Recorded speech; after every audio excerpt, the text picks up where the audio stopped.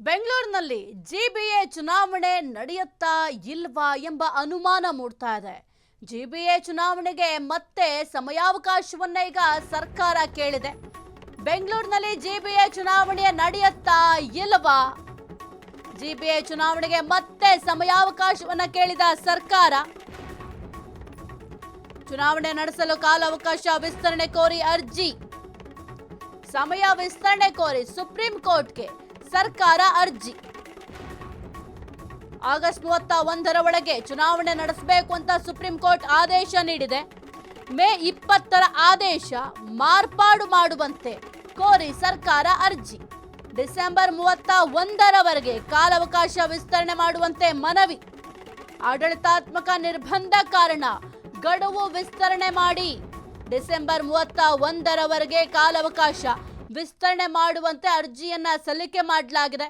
ಸದ್ಯಕ್ಕೆ ಆಗ್ತಾ ಇರುವಂತಹ ಈ ಎಲ್ಲ ಬೆಳವಣಿಗೆಗಳನ್ನ ಗಮನಿಸ್ತಾ ಹೋದ್ರೆ ಬೆಂಗಳೂರಿನಲ್ಲಿ ಜಿಬಿಎ ಚುನಾವಣೆ ನಡೆಯುತ್ತಾ ಇಲ್ವಾ ಅನ್ನುವಂಥ ಅನುಮಾನ ಮೂಡ್ತಾ ಇದೆ. ಯಾಕೆಂತಂದ್ರೆ ಸರ್ಕಾರ ಈಗ ಮತ್ತೆ ನಮಗೆ ಸಮಯಾವಕಾಶ ಬೇಕು ಈ ಒಂದು ಚುನಾವಣೆಯನ್ನ ನಡೆಸಲಿಕ್ಕೆ, ಹಾಗಾಗಿ ನಮಗೆ ಡಿಸೆಂಬರ್ವರೆಗೂ ಕೂಡ ಕಾಲಾವಕಾಶವನ್ನ ಕೊಡಿ ಅಂತ ಅರ್ಜಿಯನ್ನ ಸಲ್ಲಿಕೆ ಮಾಡಿದ್ದಾರೆ. ಈಗ ಆಲ್ರೆಡಿ ಸುಪ್ರೀಂ ಕೋರ್ಟ್ ಮಹತ್ವದ ಆದೇಶ ನೀಡಿದೆ. ಒಂದು ಜಿಬಿಎ ಎಲೆಕ್ಷನ್ ವಿಚಾರಕ್ಕೆ ಸಂಬಂಧಪಟ್ಟಂತೆ ಆಗಸ್ಟ್ 31ರ ಒಳಗೆ ಈ ಒಂದು ಜಿಬಿಎ ಎಲೆಕ್ಷನ್ ಮಾಡಲೇಬೇಕು ಅಂತ ಸರ್ಕಾರಕ್ಕೆ ಆದೇಶವನ್ನು ಕೂಡ ಕೋರ್ಟ್ ಮಾಡಿತ್ತು. ಆದ್ರೆ ಈಗ ಆ ಒಂದು ಆದೇಶ ಏನಿದೆ ಅದನ್ನ ಬದಲು ಮಾಡಿ ಅಂದ್ರೆ ಮಾರ್ಪಾಡು ಮಾಡಬೇಕು ಅಂತ ಕೂಡ ಈಗ ಅರ್ಜಿಯನ್ನ ಸಲ್ಲಿಕೆ ಮಾಡಲಾಗಿದೆ. ಇಡೀ ಬೆಂಗಳೂರಿನ 5 ಪ್ರತ್ಯೇಕ ನಗರ ಪಾಲಿಕೆಗಳಾಗಿ ವಿಂಗಡಿಸಿ ಅದರ ಮೇಲೆ ಗ್ರೇಟರ್ ಬೆಂಗಳೂರು ಅಥಾರಿಟಿ ಎಂಬ ಸರ್ವೋಚ್ಚ ಸಂಸ್ಥೆಯನ್ನ ಸರ್ಕಾರ ರಚನೆ ಮಾಡಿದೆ. ಆದ್ರೆ ಎಲೆಕ್ಷನ್ ಮಾಡಲಿಕ್ಕೆ ಮಾತ್ರ ಮೀನಾಮೇಷವನ್ನ ಎಣಿಸ್ತಾ ಇದೆ. ಹಿಂದೆ ಬಿಬಿಎಂಪಿ ಇತ್ತು, ಅದನ್ನ ಚೇಂಜ್ ಮಾಡಿ ಜಿಬಿಎ ಮಾಡಲಾಗಿದೆ, ಗ್ರೇಟರ್ ಬೆಂಗಳೂರು ಅಥಾರಿಟಿ ಅಂತ. ಆದ್ರೆ ಎಲೆಕ್ಷನ್ ಮಾಡ್ಲಿಕ್ಕೆ ಯಾಕೆ ಇಷ್ಟೊಂದು ಯೋಚನೆ ಮಾಡ್ತಾ ಇದ್ದೀರಾ?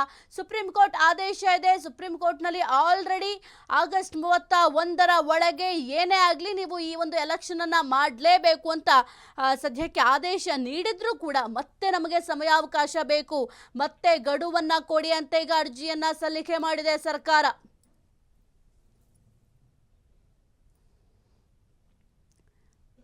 ಮೇ 20ರ ಆದೇಶ ಮಾರ್ಪಡಿಸಬೇಕು ಅಂತ ಸರ್ಕಾರ ಈಗ ಅರ್ಜಿಯನ್ನ ಸಲ್ಲಿಕೆ ಮಾಡಿದೆ. ಕುರಿತು ಹೆಚ್ಚಿನ ಮಾಹಿತಿ ನೀಡ್ತಾರೆ ನಮ್ಮ ಪ್ರತಿನಿಧಿ ಮಾರುತಿ. ಈಗ ಬಹಳ ಒಂದು ಗೊಂದಲದ ವಾತಾವರಣ ಸೃಷ್ಟಿಯಾಗ್ತಾ ಇರುವಂತಹ ವಿಚಾರ ಅಂತಂದ್ರೆ ಬೆಂಗಳೂರಿನಲ್ಲಿ ಜಿಬಿಎ ಎಲೆಕ್ಷನ್ ನಡೆಯುತ್ತಾ ಇಲ್ವಾ ಅಂತ ಸಾರ್ವಜನಿಕರಿಗೂ ಕೂಡ ಈಗ ಇದೇ ಒಂದು ದೊಡ್ಡ ಯಕ್ಷ ಪ್ರಶ್ನೆ ಆಗ್ಬಿಟ್ಟಿದೆ. ಏನೆಲ್ಲ ಅಪ್ಡೇಟ್ ಇದೆ ಒಂದು ವಿಚಾರಕ್ಕೆ ಸಂಬಂಧಪಟ್ಟಂತೆ ಮಾರುತಿ? ಸಾಹಿತ್ಯ ಹೌದು, ಜಿಬಿಎ ಚುನಾವಣೆ ನಡೆಯುತ್ತಾ ಇಲ್ವಂತ 3 ಪಕ್ಷದಲ್ಲೂ ಕೂಡ ದೊಡ್ಡ ಮಟ್ಟದಲ್ಲಿ ಚರ್ಚೆ ಆಗ್ತಿರೋದು. ಪ್ರಮುಖವಾಗಿ ಸ್ಥಳೀಯವಾಗಿ ಬೆಂಗಳೂರಿನಲ್ಲಿ ಇರುವಂತಹ ಮತ್ತು 3 ಪಕ್ಷದಲ್ಲಿರುವಂತಹ ಕಾರ್ಯಕರ್ತರಾಗಿರ್ಬೋದು ಮತ್ತು ಮಾಜಿ ಕಾರ್ಪೊರೇಟ್ಗಳ ನಡುವೆ ಕೂಡ ಇದು ಚರ್ಚೆ ಆಗ್ತಿರೋದು. ಯಾಕೆಂದರೆ ಈಗಾಗಲೇ ಸರ್ಕಾರವು ಕೂಡ ಮತ್ತೆ ಜಿಬಿಎ ಚುನಾವಣೆ ಮುಂದೂಡಿಕೆಗೆ ಅರ್ಜಿಯನ್ನು ಸುಪ್ರೀಂ ಕೋರ್ಟ್ಗೆ ಹಾಕಿರೋದು. ಪ್ರಮುಖವಾಗಿ ಏನು ಸುಪ್ರೀಂ ಕೋರ್ಟ್ ತೀರ್ಪನ್ನು ಕೊಟ್ಟಿತ್ತು ಆಗಸ್ಟ್ 30ರೊಳಗೆ ಜಿಬಿಎ ಚುನಾವಣೆ ಬಗ್ಗೆ ಆಗಬೇಕು, ಚುನಾವಣೆ ನಡೀಬೇಕು ಅಂತ ಏನು ತೀರ್ಪನ್ನು ಕೊಟ್ಟಿದ್ರು ಅದನ್ನು ಮತ್ತೆ ಡಿಸೆಂಬರ್ 30ರವರೆಗೆ ಮುಂದೂಡಬೇಕು ಅಂತೇಳಿ ಈಗಾಗಲೇ ಸುಪ್ರೀಂ ಕೋರ್ಟ್ಗೆ ಸರ್ಕಾರದಿಂದ ಅರ್ಜಿ ಸಲ್ಲಿಕೆ ಮಾಡಿರೋದು. ಪ್ರಮುಖವಾಗಿ ಇಲ್ಲಿ ಸಾಕಷ್ಟು ಕಾರಣನ ಕೊಟ್ಟಿರೋದು.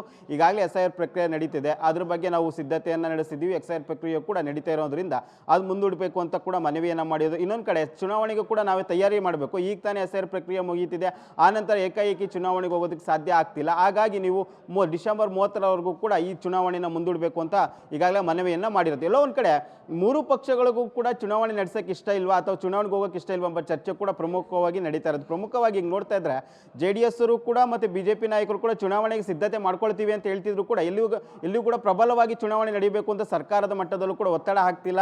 ಇನ್ನೊಂದು ಕಡೆ ಸರ್ಕಾರದಕ್ಕೂ ಕೂಡ ಎಲ್ಲೋ ಒಂದು ಕಡೆ ಈ ಚುನಾವಣೆ ನಡೆಸೋದಕ್ಕೂ ಇಷ್ಟ ಇಲ್ಲ. ಯಾಕೆಂದ್ರೆ ಇಲ್ಲಿ ಸಾಕಷ್ಟು ಗೊಂದಲಗಳು ಕೂಡ ಕಾರಣ ಆಗುತ್ತೆ. ಪ್ರಮುಖವಾಗಿ ನಾವು BJP JDS ಮಧ್ಯೆ ನೋಡೋದಾದ್ರೆ ಈ ಟಿಕೆಟ್ ಹಂಚಿಕೆ ವಿಚಾರದಲ್ಲಿ ಆ ಪಕ್ಷದಲ್ಲೇ ಸಾಕಷ್ಟು ಗೊಂದಲ ಇರುವಂಥದ್ದು. ಈಗಾಗಲೇ ಇದರ ಬಗ್ಗೆ ಸಾಕಷ್ಟು ಹಿಂದೆ ದಿನಗಳಿಂದಲೂ ಕೂಡ ನಮ್ಗೆ ಇಷ್ಟು ಟಿಕೆಟ್ ಬೇಕು ಅಂತ BJP ಮತ್ತು JDS ಮಧ್ಯೆ ಸಾಕಷ್ಟು ಜಟಾಪಟಿಗೆ ಕಾರಣ ಆಗಿರುವಂಥದ್ದು. ಮಾರುತಿ, ಒಂದು ಅಪ್ಡೇಟ್ ಇದೆ, please be on hold Maruti. 3 ಪಕ್ಷಗಳಿಗೂ ಕೂಡ ಬೇಡವಾಯ್ತಾ ಈ ಒಂದು ಜಿಬಿಎ ಎಲೆಕ್ಷನ್? ಹಾಗಾದ್ರೆ ಜಿಬಿಎ ಚುನಾವಣೆ ಬಗ್ಗೆ ಚಕಾರ ಎತ್ತದ ವಿಪಕ್ಷಗಳು. ಎಲೆಕ್ಷನ್ ಅಂದ್ರೆ 3 ಪಕ್ಷಗಳಿಗೂ ಕೂಡ ನಡುಕಾನ. ಹಾಗಾದ್ರೆ ಮೈತ್ರಿಗೂ ಜಿಬಿಎ ಚುನಾವಣೆ ದೊಡ್ಡ ತಲೆನೋವ. ಹಾಗಾಗಿ ಯಾರು ಕೂಡ ಚಕಾರ ಎತ್ತುತ್ತಾ ಇಲ್ವಾ? ಇತ್ತ ಹಲವು ಕಾರಣ ನೀಡ್ತಾ ಇರೋ ಕಾಂಗ್ರೆಸ್ ನಾಯಕರು, ಜಿಬಿಎ ಎಲೆಕ್ಷನ್ ಮುಂದೂಡಿಕೆ ಮಾಡ್ತಾ ಇರೋ ಕಾಂಗ್ರೆಸ್ ಇಷ್ಟಾದ್ರೂ ಕೂಡ ಯಾಕೆ ಸೈಲೆಂಟ್ ಆಗಿದ್ದೀರಾ? ಸುಪ್ರೀಂ ಗಡುವು ನೀಡಿದ್ರು, ಕಾರಣ ಹೇಳ್ತಾ ಇದೆ ಸರ್ಕಾರ, ಆಡಳಿತಾತ್ಮಕ ನಿರ್ಬಂಧಗಳಿದಾವೆ ಅಂತ. ಮೂರು ಪಕ್ಷಗಳಿಗೂ ಕೂಡ ಈಗ ಇದೊಂದು ವಿಚಾರ ಟೆನ್ಷನ್ಗೆ ಅಸಲಿ ಕಾರಣನ. ವಾರ್ಡ್ ಟಿಕೆಟ್ ಹಂಚಿಕೆ ವೇಳೆ ಗೊಂದಲ ಸಾಧ್ಯತೆ, ಮೈತ್ರಿಯಲ್ಲೇ ಟಿಕೆಟ್ಗಾಗಿ ಕಿತ್ತಾಟ ಆಗೋ ಸಾಧ್ಯತೆ, 2028ರ ಚುನಾವಣೆ ಮೇಲೂ ಎಫೆಕ್ಟ್ ಎಂಬ ಆತಂಕ ಇದೆಯಾ ವಿಪಕ್ಷಗಳಿಗೆ? ಪಕ್ಷದ ಸಂಘಟನೆಯಲ್ಲೂ ಹಿನ್ನಡೆ ಆಗುವ ಸಾಧ್ಯತೆ, ಮೂರು ಪಕ್ಷದಲ್ಲಿ ಪಕ್ಷಾಂತರ ಪರ್ವ ಶುರು ಆತಂಕ ಇದೆ. ಇತ್ತ ಚುನಾವಣೆಗೆ ಸರ್ಕಾರದಲ್ಲಿ ಹಣಕಾಸಿನ ಕೊರತೆ ಇದೆ. ವಾರ್ಡ್ ಟಿಕೆಟ್ ಹಂಚಿಕೆ ವೇಳೆ ಗೊಂದಲ ಸಾಧ್ಯತೆ, ಮೈತ್ರಿಯಲ್ಲಿ ಟಿಕೆಟ್ಗಾಗಿ ಕಿತ್ತಾಟ ಆಗುವ ಸಾಧ್ಯತೆ ಇದೆ. ಮಾರುತಿ, ಈಗ ಬಹಳ ಪ್ರಮುಖವಾಗಿ 2028ರ ಚುನಾವಣೆ ಮೇಲೆ ಈ ಒಂದು ಜಿಬಿ ಎಲೆಕ್ಷನ್ ಎಫೆಕ್ಟ್ ಆಗುತ್ತೆ ಅಂತ ವಿಪಕ್ಷಗಳು ಇಷ್ಟರ ಮಟ್ಟಿಗೆ ಸೈಲೆಂಟ್ ಆಗಿದ್ದಾರಾ? ಈ ಮೊದಲು ಎಲೆಕ್ಷನ್ ಆಗ್ಲೇಬೇಕು ಅಂತ ಹೇಳ್ತಾ ಇದ್ರು ವಿಪಕ್ಷಗಳು, ಆದ್ರೆ ಸರ್ಕಾರ ಈಗ ಒಂದೊಂದೇ ಕಾರಣಗಳನ್ನ ನೀಡ್ತಾ ಇದ್ರು ಕೂಡ ಯಾಕೆ ಚಕಾರಿ ಎತ್ತುತ್ತಾ ಇಲ್ಲ ವಿಪಕ್ಷಗಳು? ಹೌದು, ಈಗಾಗಲೇ ಸರ್ಕಾರವು ಕೂಡ ಜಿಬಿ ಎಲೆಕ್ಷನ್ ಡಿಸೆಂಬರ್ 30ರೊಳಗೆ ಮುಂದೂಡಬೇಕು ಅಂತ ಕೂಡ ಸುಪ್ರೀಂ ಕೋರ್ಟ್ಗೆ ಅರ್ಜಿಯನ್ನು ಹಾಕಿರೋದು. ಅಂದರೆ ನಾನಾ ಕಾರಣಗಳನ್ನು ಕೊಟ್ಟು ಸರ್ಕಾರ ಪ್ರತಿ ಬಾರಿಯೂ ಕೂಡ ಮುಂದೂಡಿಕೆಯನ್ನು ಆಗ್ತಿರೋಂಥದ್ದು. ಈಗಾಗಲೇ ಸುಪ್ರೀಂ ಕೋರ್ಟು ಆಗಸ್ಟ್ 30ರೊಳಗೆ ನಡೆಸಬೇಕಂತ ಸೂಚನೆ ಕೊಟ್ಟಿದ್ರು ಕೂಡ ಎಲ್ಲೋ SIR ಪ್ರಕ್ರಿಯೆ ನಡೀತಿದೆ, ನಾವು ಇನ್ನೂ ಚುನಾವಣೆಗೆ ಸಿದ್ಧತೆ ಆಗಬೇಕು, ಇವೆಲ್ಲ ಕಾರಣಗಳನ್ನು ಕೊಟ್ಟು ಸುಪ್ರೀಂ ಕೋರ್ಟ್ಗೆ ಮತ್ತೊಮ್ಮೆ ಸರ್ಕಾರದಿಂದ ಅರ್ಜಿ ಹಾಕಿ ಡಿಸೆಂಬರ್ 30ರವರೆಗೆ ಅವಕಾಶಗಳನ್ನು ಕೊಡಬೇಕು ಅಂತ ಕೂಡ ಮನವಿಯನ್ನು ಹೋಗಿರೋದು. ಇನ್ನೊಂದು ಕಡೆ ಇಲ್ಲಿವರೆಗೂ ಕೂಡ ನಾವು GBA ಚುನಾವಣೆಗೆ ತಯಾರಿ ಇದ್ದೀವಿ, ನಾವು ಸಿದ್ಧತೆಯನ್ನು ನಡೆಸಿದ್ದೀವಿ, ಅದ್ರ ಬಗ್ಗೆ ಸಂಬಂಧಪಟ್ಟಂತೆ ಕಮಿಟಿಯನ್ನು ಕೂಡ ಮಾಡಿದ್ದೀವಿ ಅಂತ ಏನು JDS BJP ನಾಯಕರು ಹೇಳ್ತಿದ್ರು. ಆದರೆ ಈಗ ಸೈಲೆಂಟ್ ಆಗಿರೋದು ನೋಡೋದಾದ್ರೆ ಮುಂದಿನ 2028ರ ಚುನಾವಣೆ ದೃಷ್ಟಿಯಿಂದ ಮೂರು ಪಕ್ಷಗಳು ಈ ವಿಚಾರದಲ್ಲಿ ಅಂದರೆ GBA ಚುನಾವಣೆ ನಡೆಸುವ ವಿಚಾರದ ಸೈಲೆಂಟ್ ಆದ್ರೆ ಎಂಬ ಪ್ರಶ್ನೆ ಕೂಡ ನಮಗೆ ಮೂಡ್ತಾ ಇರೋದು. ಪ್ರಮುಖವಾಗಿ JDS BJP ಮೈತ್ರಿ ಆಗಿರೋದ್ರಿಂದ ಟಿಕೆಟ್ ಹಂಚಿಕೆಯಲ್ಲಿ ಸಾಕಷ್ಟು ಸಮಸ್ಯೆ ಎದುರಿಸಬೇಕಾಗುತ್ತೆ. ಹೀಗಾಗಿ ಇನ್ನು ಸಮನ್ವಯ ಸಮಿತಿ ಆಗಿಲ್ಲ.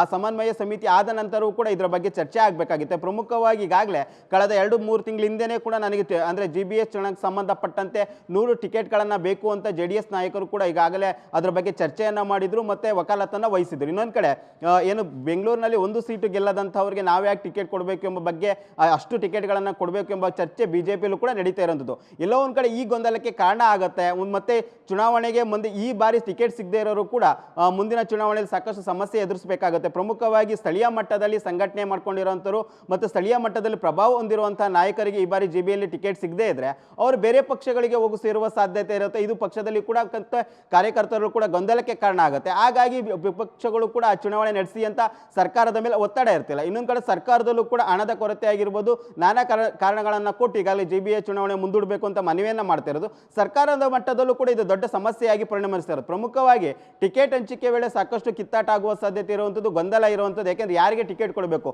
ಸಾಕಷ್ಟು ವರ್ಷಗಳಾಗಿದೆ GBA ಎಲೆಕ್ಷನ್ ನಡೆದು. ಈಗ ಆಕಾಂಕ್ಷಿಗಳ ಪಟ್ಟಿ ಕೂಡ ದೊಡ್ಡ ಮಟ್ಟದಲ್ಲಿದೆ. ಒಂದು ಕ್ಷೇತ್ರದಲ್ಲಿ 10 ಜನ ಆಕಾಂಕ್ಷಿಗಳ ಮೇಲ್ ಕೂಡ ಇರುವಂಥದ್ದು. ಅಂದರೆ JDSನಲ್ಲೂ ಅದೇ ರೀತಿ ಇರುವಂಥದ್ದು, BJPಯಲ್ಲೂ ಅದೇ ರೀತಿ ಇರುವಂಥದ್ದು, ಕಾಂಗ್ರೆಸ್ನಲ್ಲೂ ಕೂಡ ಒಂದು ಏನು ವಾರ್ಡ್ಗೆ ಸಾಕಷ್ಟು ಜನಗಳ ಆಕಾಂಕ್ಷಿ ಇದೆ, ಅವ್ರನ್ನೆಲ್ಲ ನಿಭಾಯಿಸಬೇಕು. ಅವ್ರಿಗೆ ಯಾರಿಗೆ ಟಿಕೆಟ್ ಕೊಡಬೇಕು ಎಂಬ ಗೊಂದಲ ಕೂಡ ಪಕ್ಷಗಳಲ್ಲಿ ಇರೋದ್ರಿಂದ ಯಾರಿಗೂ ಕೂಡ ಎಲ್ಲೋ ಒಂದು ಕಡೆ GBA ಚುನಾವಣೆ ನಡೆಸುವ ಆಸಕ್ತಿ ಇಲ್ಲ ಎಂಬ ಕಾಣ್ತಿರುವಂಥದ್ದು ಸಾಹಿತ್ಯ. ಓಕೆ, ಥ್ಯಾಂಕ್ ಯು ಮಾರುತಿ ನಿಮ್ಮೆಲ್ಲ ಮಾಹಿತಿಗಾಗಿ.